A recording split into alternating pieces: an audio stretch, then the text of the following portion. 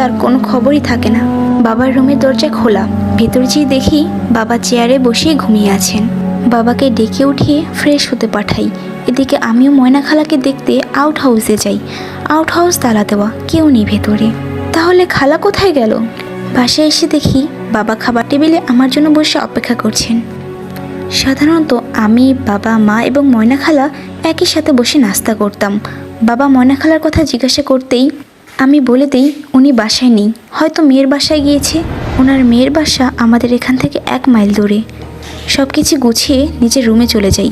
বাবাও হাঁটতে বের হয়ে যান, ছোটোখাটো একটা মিলাদ পড়াবে, সেজন্য হয়তো চাচার বাসায় যাচ্ছে। এদিকে দুপুর হয়ে গেল, ময়না খালার কোনো খবর নেই। শেষে নিজেই সব কাজ করে বাবাকে খাবার দিয়ে দুপুর বাদে বিকেলে বের হলাম। উদ্দেশ্য ময়না খালার মেয়ের বাসা। রূপা আপার বাসায় যাওয়ার পর জানতে পারি খালা রাত 8টায় সেখান থেকে বেরিয়ে পড়েছিল।